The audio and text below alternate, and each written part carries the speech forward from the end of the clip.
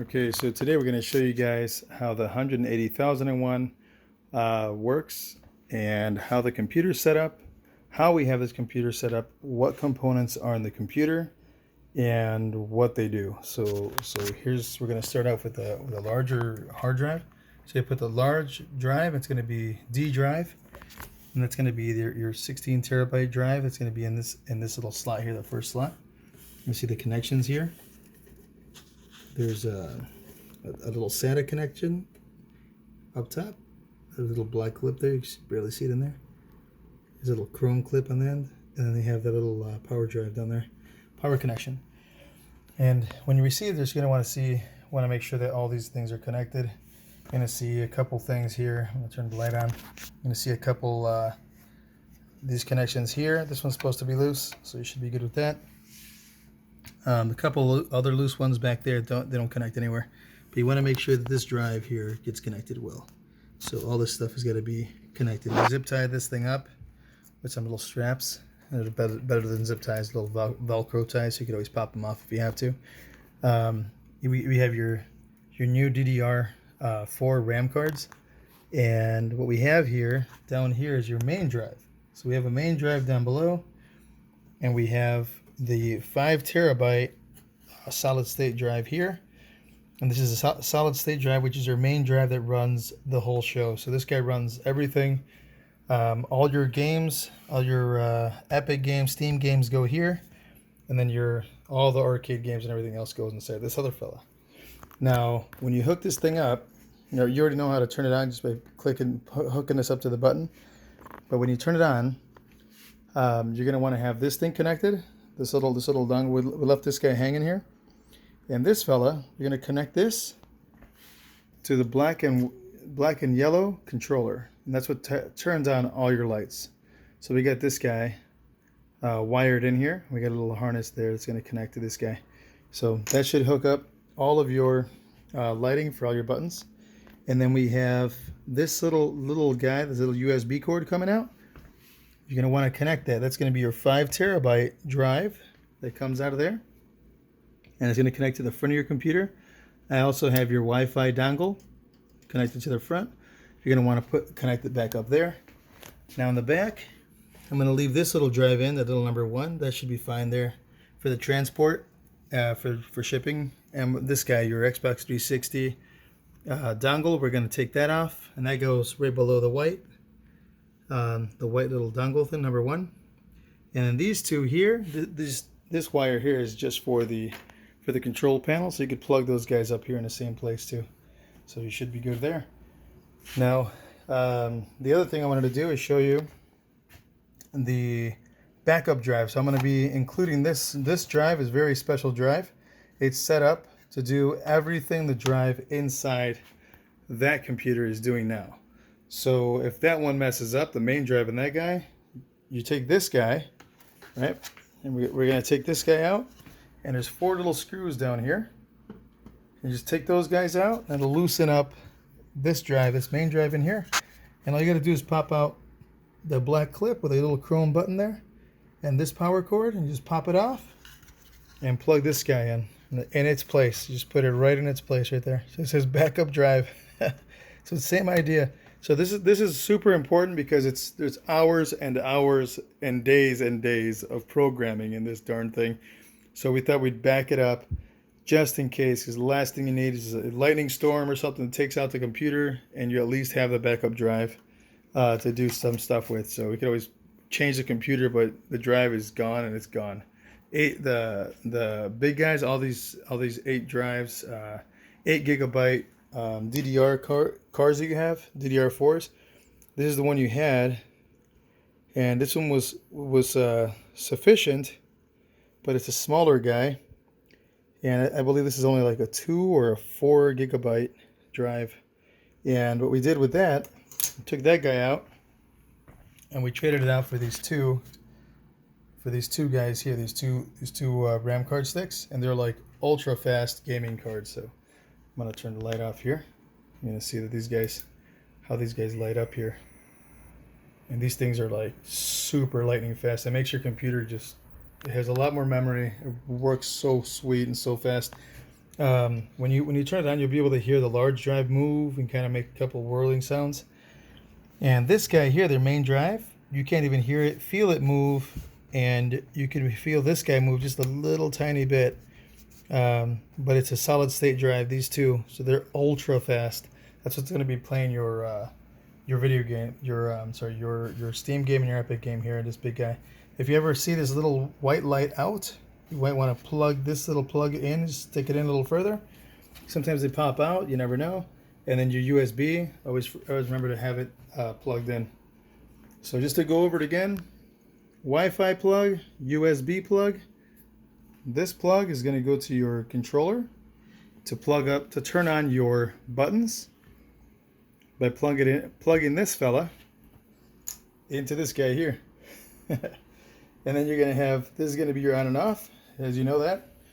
And then that's it. I already hooked up your light bar that I usually put it down here. It's your little the little light strip that we usually have for the gun.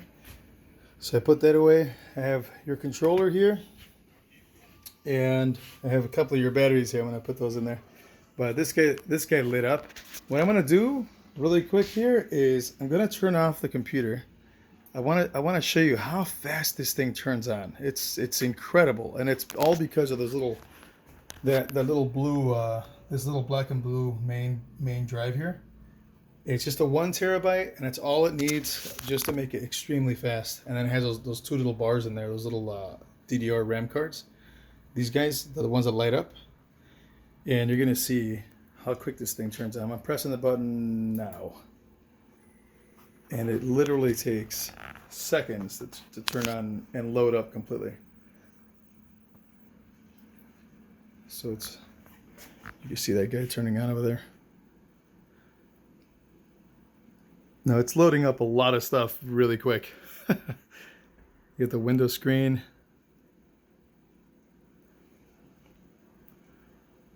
Use your no password. So we took all the passwords and all the crap out of there, so it just goes right to your screen. Now it goes to this screen, and then while it's in this screen, it's already loaded up, but it's waiting for the 16 terabyte drive. And that's what this guy's doing. He's kind of doing a couple little things here and there, and it's just going to go right to the game.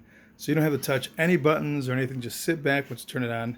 And it literally only took a couple seconds, maybe 40 seconds. 20, 30 seconds for this thing to light up. It took about 20 seconds or so to turn on the Windows screen, so the actual desktop, and it was already ready to go. But to go to this guy, you had to do that. So what you want to do is when you want to exit, we do have your control panel plugged in, so we can give you a little tutorial here. I know it's sideways, but I'm just going to leave it like this. What we're going to do is press exit to exit the game. You're going to say, well, how the heck do I exit this system? To be able to go back to the desktop, do I turn anything off? And the idea is that you can use your keyboard, or you could use your control panel here. What you do is you press enter. Did I press enter? Damn it. I read it and I said it. It's exit. So you're going to want to press exit. Press exit, and it's going to ask you, would you like to exit, yes or no? Just like it normally does. And with a joystick, you could move it left and right here, right? And you could highlight the yes. It's already highlighted. It was already highlighted there. And all we're going to do is press enter here. And when you do that, it closes all of Hyperspin. And once the Hyperspin's all closed off, it's all done for. The drive actually just stays in limbo. It's just chilling, just waiting on standby. But it's not running as fast as it normally does. It actually takes a little break, which is really good because that's what we want. We want it to take a break so it's not overheating the system or doing anything crazy. So what we're going to do here is show you a couple of things here just to kind of get you familiarized with what the system does or can do. So we have this Damon Tools light. Never touch that. That's literally what connects this entire desktop to that big drive. So you want to be able to have a good setup with that. And that's literally what runs the entire show. And then we have this Driver Booster 8. You really don't have to mess with that. Google Chrome, you jump in and out of the internet with that. And you have Team Viewer. Now, Team Viewer is really, really important. That's the one I was telling you about. That if you click on that, I'm going to click on it now because it's hooked up on Wi-Fi now. And this is a really good time to show you this guy. So you're going to double click on everything. So whenever you go highlight an icon, you want to double click with your left click button here, left mouse button, I'm sorry.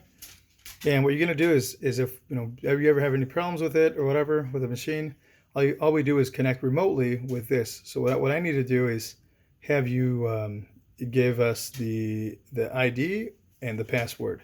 And that's how we connect. By using our computer, we put in your password here, and we automatically were able to see your screen. So it's going to be really easy if anything happens, something goes wrong or something.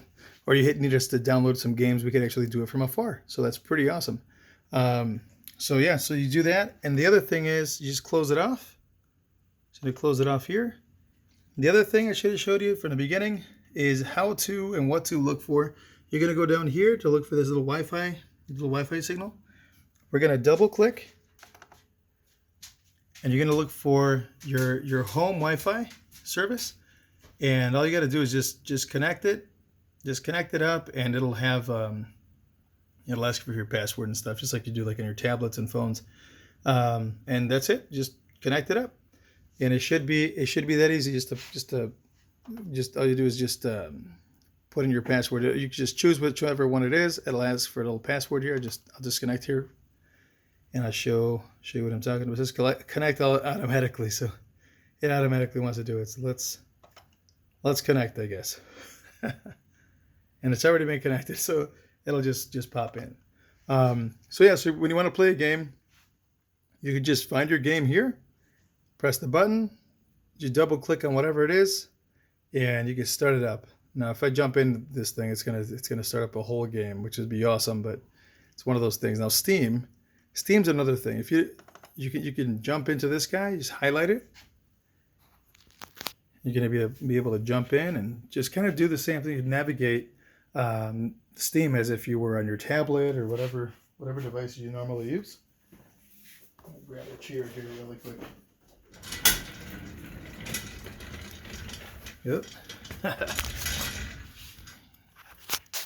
Totally need a cameraman.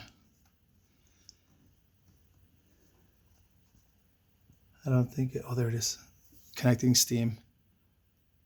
Oh, I think it didn't like the idea that I jumped out of the internet and jumped back in. So here it is. It shows your library. It shows what games you have. If you want to go to the store, you go to the store here. And again, I know you're familiar with this one now. You just click on there, and you're able to see whatever games are here. And just again, you can search your games and do whatever. You have your library, your community. If you want to play offline and you don't want to play online, you just go to Steam here. And you click on that guy and you go to offline. Now, if you try jumping back in and you go, hey man, I want to be able to get back online so I can actually buy games or play games online, then you got to come back in here to your Steam account and do the same thing, go online again. It'll ask you. So I just exited Steam, and then same idea with Epic Games. If you're looking for the games that you have, that you've downloaded, we'll have these guys here. I'm gonna double click and turn this guy on. So same idea. It'll just click on. It's gonna take a little bit to connect. So it connects us completely. It does a pretty good job because it does a lot of really good stuff. I think my internet's a little slow today. I got home and it was kind of slow, so that kind of sucked. But at least we could record and upload videos for now.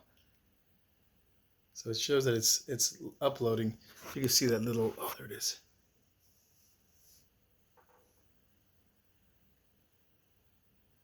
Preparing the Epic Games launcher.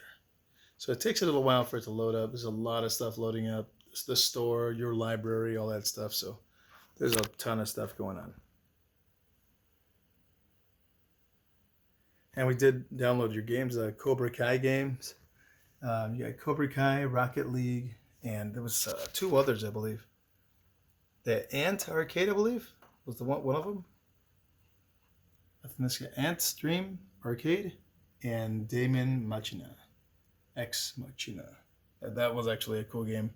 And Fortnite. So those guys were all plugged in. So when you want to just play a game, all you got to do is just highlight these guys up here, your little icons, and just click on it, and all this will automatically open up. But for now, it's still loading up. It just says welcome, Lady T. So that's cool. So I'm gonna see. Again, we gotta wait. As you can see, everything takes so long to download and open up. But once it opens up, it just goes crazy. So once I connect everything, instead of just throwing you little bits and pieces, it just gives you everything in one hit. So it's always worth the wait. So yeah, so you have this guy here. You can navigate this fella, same idea. Just go to your search engine here. There's a little search bar there. Just go in there. You can just press discover, browse, and you can check out games. You have all the new games that come out on the right side here. And you can also scroll down. So again, this is going to be kind of cool because your arcade is now going to turn into a full-blown PC/arcade. So this is really neat that we're doing this.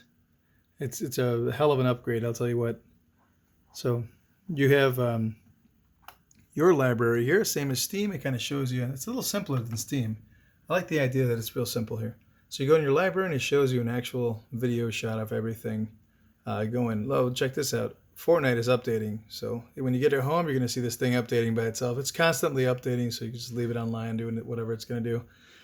And it's one of those games that's like forever updating. It's forever, constantly. It's like a live, it's a live game. It just never ends, and it's just crazy. Your kids will know what I'm talking about. It just never ends. But anyway, I wanted to show you this. Now I'm going to jump out of this, and I'm going to do one other thing. I should have just minimized the screen, but that's okay. I'm going to show you that once you're in here and you're like, you know what? I want to go back and play. I want to play Hyperspin again. All you got to do is go to this little app. It says Launch MAME. So it's pretty self-explanatory. We renamed it, so it's easy to just jump in. You know what it is.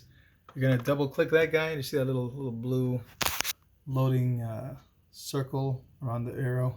Oh, there it goes. It just lit up. So now from here, you're able to navigate whatever games you want, and you're golden. We just go through all the games.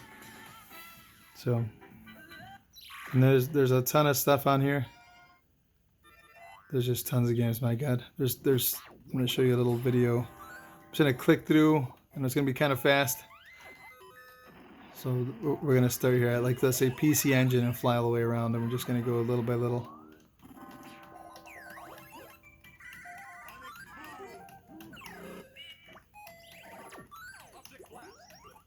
And it's just so much stuff. I know I'm going pretty quick, but you're going to want to pause it every once in a while. There's that darn Mugen.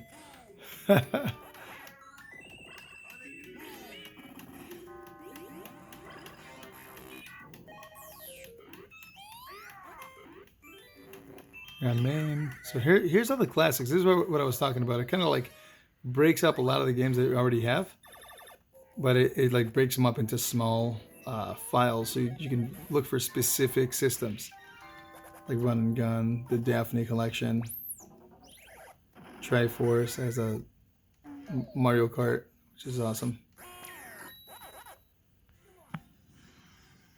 Let's see, Hyper Neo Geo 64. That's pretty awesome. Oh, this is one of those big old games. It's the Battle Royale game systems. It has all the shotgun games, trackball games in these files, golf games, Dance Revolution, the Pinball FX, Pinball 3D, just all these guys, just a ton of stuff.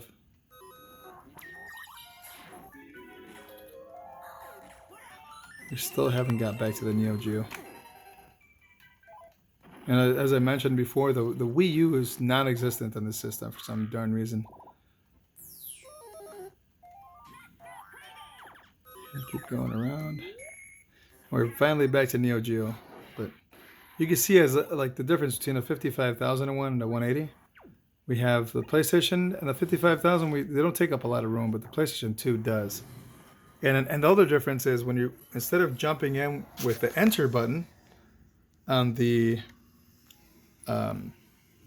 55,000, what we're going to do is jump in with the number one button.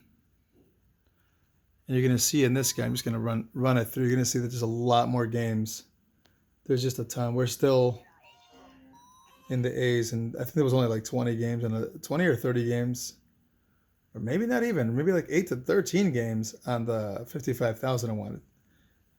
Again, it's just a 2 terabyte system, and we're just in the C's, and we're just still flying. So this PS2 system it has a ton of games in this guy. And I guess we can jump into that. There was a game that I believe we're looking into. So we're going to press the 1 button. That's the 1 button is our enter button. We're going to look for that one game somebody's been waiting for a little while. So I'm going to make sure that you guys checked it out. And I wanted to explain to you guys how this kind of works a little bit. The way the system works. So the old PlayStation 2 systems worked with loading complete. With analog red, yellow, and white wires. And the TVs that these things were formatted for were the 4.3 aspect ratio. So we're going to have a black bar on each side because our old TVs used to be square and they were made for square TVs. But on your TV, if you press widescreen, this guy literally gets stretched the whole way. So it'll actually fill in your screen. So that's pretty cool. Now I sped this up so the gameplay actually works the way it's supposed to. So you have a little bit of so you hear the sound. And one. There you go. So we're gonna have one of these remotes turn on. We just plug this guy up.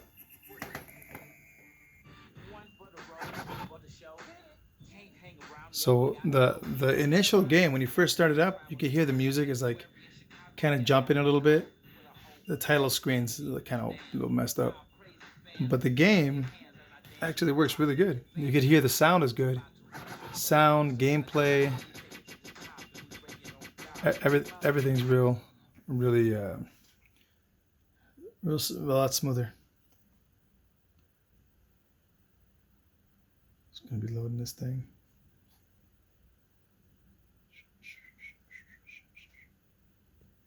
I don't know why it takes so long to load if there's no game in there. There's no disc to load. It's just part of the system.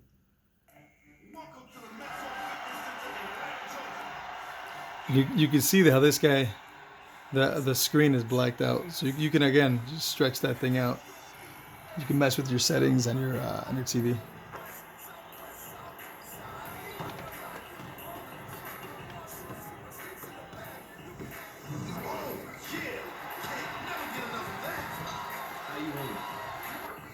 Cool, man. Look at that. Playing with one hand.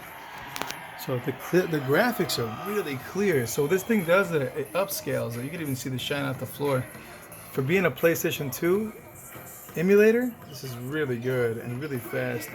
You can actually see the players move real smooth. There's no jittery.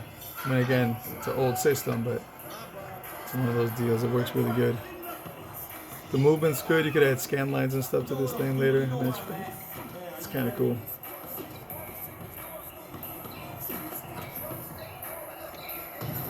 Oh, he just got blocked. So that's the deal with this guy. It's pretty cool. It works really good. The intro, I noticed on certain games you get a little bit of weird lag, and you get like some doubling up of sound. But it's otherwise it's pretty good. Oh right. So anyway, I just wanted to show you that, and then kind of show you some other stuff. I know there was that one game, I forget what it was called, but there was a couple games. I'm gonna go all the way back and press escape again. Go back, and we're gonna go into the MAME system. I'm gonna go really quick to try to get there. There it is. Just passed it up. So I'm gonna jump into this. I'm gonna show you what I'm talking about when you jump into a game. Like there's gonna be, it's probably not the most their best game to jump into, but whatever. Loading complete. It was a random game I stopped on. But anyway, I'm gonna press the tab button, and the tab button is gonna show input general, input this machine. Now what I've noticed is that some games, when you jump in, I'm gonna press enter. Now when you come up with this screen, enter is enter because it's the actual keyboard. This is the computer program, so it's a different deal. So here you're gonna show. You can see that the up is down, down is up. I'm sorry, up is up, down, and left and right. You get all that stuff right. Button 1 is joystick A or control, which is your control button. This thing had a whole different programming setup for it. So like as you can see here with this game, it says coin 1 is KB3 or joystick 1 back.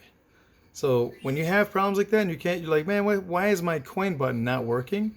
Well, what you do is you just jump into this and you press the enter button, right? And we know our coin button is 5. 5 and 6. 5 is player 1, 6 is player 2. Coin. That's for your coin up. So what we want to do is you highlight with you go up and down with the little arrows, and you're gonna highlight coin 1, and you're gonna press the enter button one time. Now, I'm not gonna press it yet until I show you this. So you press it, and it's gonna go blank up here, right? So there's nothing there until you go and you press the number 5, and then it's gonna show number 5. So it says coin 1. Now button 5 is gonna be the coin that coins up the system. So if you ever find yourself with a system in the MAME wheel that's not coining up, you're like, man, why is it not working? You just go to that, go to coin, and make sure that it's set to KB5, because your coin is player 1 is 5, player 2 is 6, and that's one of the deals. Sometimes it's just what it is. There's so many games in here and so much programming that sometimes certain buttons are set up a different way. So that's what we do with this guy here. You see all the ups, downs, left, right. This is like the main controller system for all the games. So it's like start, select, KB. That's button 1 and 5. So select means coin. So your select button, your coin button should always be 5. But again, you never know. So every game is different. Every game is different, and you just gotta, that's how you do it. It's real easy. If you gotta program a controller, you just press the start button, and you press, I think there was a game, Smash TV. I'm gonna go to that guy real quick. Gotta find it. I'm just gonna show you guys how I did that.